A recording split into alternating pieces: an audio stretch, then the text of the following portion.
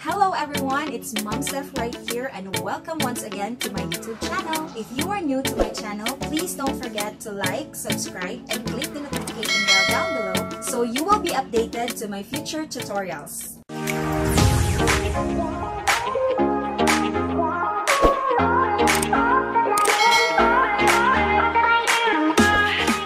For this tutorial, we are going to discuss the sum and the product of the roots of a quadratic equations. And this tutorial is based on the most essential learning competency that the learner should be able to describe the relationship between the coefficients and the roots of a quadratic equation. So to start is we will have this first example. Find the sum and the product of the roots of 2x squared plus 8x minus 10 equals 0. So ang una nating gagawin is to assign variables for our roots. And to do so is we will let x sub 1 be the first root and x sub 2 be the second root of our quadratic equation. In the problem, we are asked to find the sum. So pag sinabing sum, we are only going to add the two roots of our quadratic equation. We are also asked to find the product, and that means i-multiply lang natin ang dalawang roots ng ating quadratic equation. So para magawa natin to is we need to solve for the roots of this quadratic equation. So to solve for the roots, we are going to use factoring method, and we will use AC plus grouping method of factoring. So to apply AC plus grouping method of factoring, we will just draw a big X here, and then sa ibabaw ng X ay ilalagay natin ang product ng 2 at negative 10, which is negative 20. And then, sa ilalim naman is we will write coefficient B, which in this case is positive 8. And then, we will just look for the factors of negative 20 with a sum of positive 8. So, those factors are positive 10 and negative 2. So, if we're going to multiply positive 10 times negative 2, the result is negative 20. And if we're going to add positive 10 and negative 2, the result is positive 8. So, knowing these two numbers, we can rewrite this equation this way.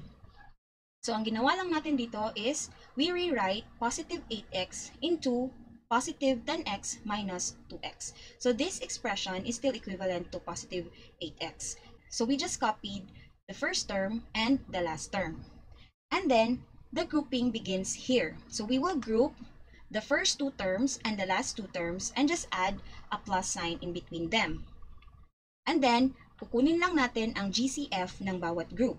So, ang GCF sa first group ay 2x at ang GCF naman sa kabilang group ay negative 2.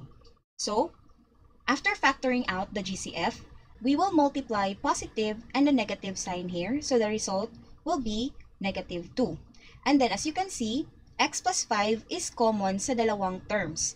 Kaya naman, we will again factor out, and this time, ang ipa-factor out natin ay ang x plus 5 kasi common sa dalawang terms. So, ang matitira sa loob ng bracket ay ang 2x minus 2. So, our resulting equation is x plus 5 times 2x minus 2 equals 0. And then, we will now apply zero product property to solve for the values of x. So, for the first equation, this will give us our first root or our x sub 1, which is equal to negative 5. And sa second equation naman, this will give us our second root, which is 1. Pero hindi pa tayo tapos because in the problem, we are asked to have the sum and the product, not the roots itself. Kaya naman, kailangan pa nating i-add at i-multiply ang dalawang roots to answer the problem. So, to get the sum is we will add negative 5 plus 1, and the result is negative 4. And to get the product, we are going to multiply negative 5 times 1, and the result is negative 5. So, ang sum at ang product ng roots ng 2x squared plus 8x minus 10 equals 0 ay negative 4 and negative 5 respectively. Pero, masyadong mahaba ang process, diba? Kaya naman, mas gusto natin ng shortcut or yung mas maiksing paraan upang makuha ang sum and product. Hindi na tayo dadaan sa pagsosolve ng roots just to get the sum and the product of our quadratic equation. All you need to do is to identify the coefficients A, B, and C of your quadratic equation. So to do this, you need to make sure that your quadratic equation is expressed in standard form. So since sa problem natin, ang quadratic equation natin ay already in standard form. So, yung coefficient A natin ay equal to 2, B is equal to 8, and C is equal to negative 10. Now, the shortest way to get the sum is to have this expression. The sum of the two roots will be equal to negative b over a, and that is, in this case, negative of 8 over 2. Kasi yung b natin is positive 8 at yung a natin is positive 2. So, just substitute the values. And negative 8 divided by 2 is negative 4. For the product naman, is only equivalent to c over a. In this case, the value of c is negative 10 divided by 2, which is the value of the coefficient a. So, negative 10 divided by 2 is equal to negative 5. And ito yung pinakamabilis na paraan to get the sum and the product of the roots. So, if you observe, magkapareho lang ang result ng nakuha natin na values kanina. So, you only need to remember that the sum of the roots is equal to negative b over a, and the product of the roots is equal to c over a. Now, let's have this example. Find the sum and the product of the roots of x squared plus 4x plus 3 equals 0. So, dahil ang quadratic equation natin is already expressed in standard form, we can now identify our coefficients. So, our coefficient A is equal to 1, coefficient B is equal to 4, coefficient C is equal to 3. So, to get the sum, that will be equivalent to negative b over a, or negative 4 divided by 1. And the final answer is negative 4. Now, to get the product, remember that the product is equal to c over a. If we substitute the values, the product is equal to 3 over 1, or 3. Now, paano natin i-check kung tama yung sagot natin? So, to do the checking is we will solve for the roots of this equation. So, x squared plus 4x plus 3 equals 0 can be factored as x plus 1 and x plus 3. Then, we will use the zero product property, that is to equate each of these factors to 0. And then, we get the first root as negative 1, and the second root is negative 3. So, if we're going to add the two roots, negative 1 plus negative 3, the result is negative 4. And if we're going to multiply the two roots, negative 1 times negative 3, the result is positive 3. So this confirms that the sum and the product we obtain from using these expressions are correct. Now, let's try to answer this question. Can we find a quadratic equation using only the sum and the product? So we will answer this question by this example. What if we are asked to find the quadratic equation in the form ax squared plus bx plus c equals 0, whose roots have the sum of 14 and the product is 45? So sa problem natin, we are going to look for the quadratic equation. And ang given lang sa atin ay yung roots daw, merong sum na 14, and the product naman ng roots is 45. Now take note that the sum of the roots is given by the expression negative b over a. At ang product naman ng roots is given by the expression c over a. So let us base our answer in our standard form. Our standard form for quadratic equations is ax squared plus bx plus c equals 0. If we're going to divide both sides by a,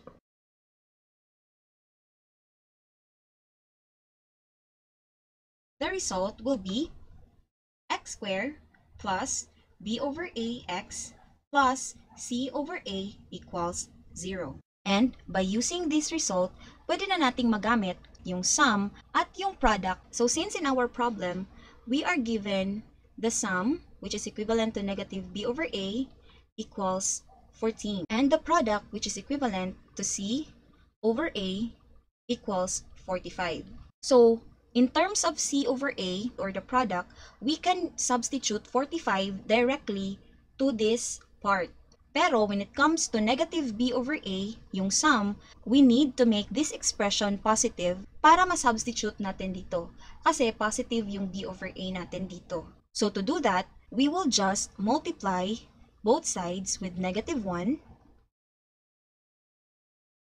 So the result, this is now positive b over a, which is pwede na nating magamit dito, and that is equivalent to negative 14. And now we can substitute values.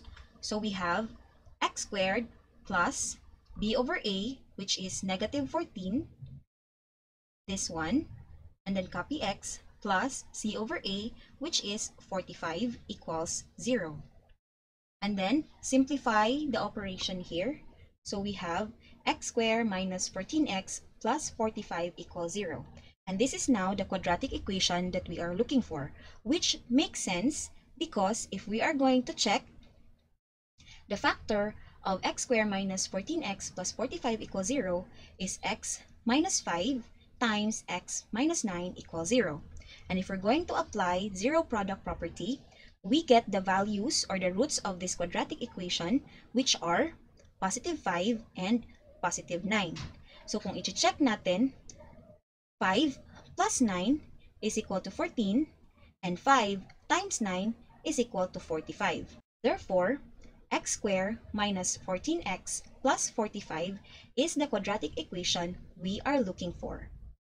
Now, another question is, can we find a quadratic equation if the roots of the quadratic equation are given? Makakahanap ba tayo ng quadratic equation kung roots lang yung binigay sa atin? So we will answer this question by this example. What if we are asked to find the quadratic equation in the form ax squared plus bx plus c equals 0, whose roots are negative 2/3 and 3/4? So remember that these values are already the roots. This is not the sum and the product. May dalawang method to solve this kind of problem. And the first method is to use the sum and the product. And always remember that when using the sum and the product, we can always use this form to find the equation that we are looking for. So to get the sum and the product, we take note of these two. Since meron na tayong dalawang roots, we will add negative 2/3 and 3/4. And the first thing we must do if we add fractions having different denominators is to find its LCD. And the LCD is 12. This is the LCD. And to arrive with the numerators, 12 divided by 3, that will be 4, times negative 2, that is 8. And then 12 divided by 4, that is 3, times the numerator 3, kaya naman nakuha natin ang 9. And then we will just simplify. Negative 8 plus 9, and this is equal to positive 1 over 12. And since this is a sum, positive 1 over 12 is equal to negative b over a. Remember, hindi muna natin ito magagamit dito kasi this is positive b over a. Kaya naman, gagawin muna natin tong positive. So to do that is we will multiply both sides by negative 1. This part or this expression becomes positive and this side now becomes negative. So sa product naman, we will just multiply negative 2/3 times 3/4. Now in multiplying fractions, all we need to do is multiply the two numerators over the product of the two denominators. So the result is negative 6 over 12, and the simplest form for negative 6 over 12 is negative 1/2, and that is our c over a. So ngayon, magagamit na natin ang dalawang values na to for this equation.